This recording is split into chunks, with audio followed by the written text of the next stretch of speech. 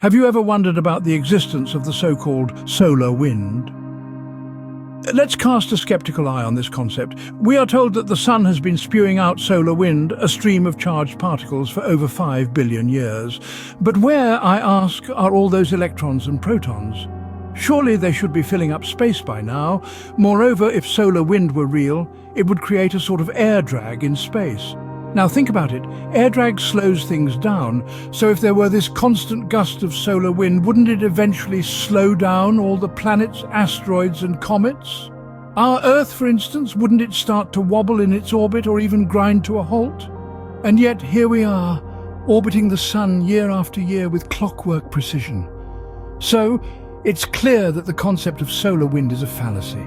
Moving on, let's debunk another widely accepted scientific concept, the Van Allen belts. These supposed radiation belts are said to be a product of Earth's magnetic field, extending thousands of miles into space to capture and hold electrons and protons from the so-called solar wind. But let's think for a moment. Earth's magnetic field is incredibly weak, a mere 6 Gauss compared to a magnet's several thousand. How could such a feeble force extend so far into the cosmos? It's nonsensical. In fact, what scientists interpret as Earth's magnetic field is actually a current induced by sunlight. As Earth spins, sunlight moves around the world, inducing a current within the atmosphere.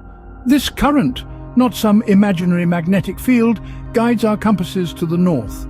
So, what we've been led to believe are the Van Allen belts are merely the effects of sunlight-induced currents.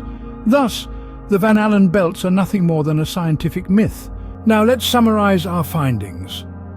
We've been told that solar wind, a stream of charged particles released from the sun, constantly blows into space. Yet, if this were true, where are all these supposed winds, these electrons and protons?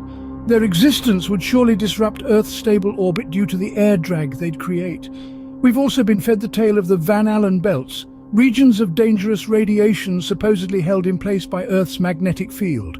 But consider, if the Earth's magnetic field is so weak that it barely affects a compass a few feet away, how could it possibly extend thousands of miles into space? And what of the polar lights? Said to be caused by these imaginary solar winds hitting our atmosphere, they only occur at night when there is no direct sunlight. The truth is there's no solar wind and no Van Allen belts. It's all a grand deceit.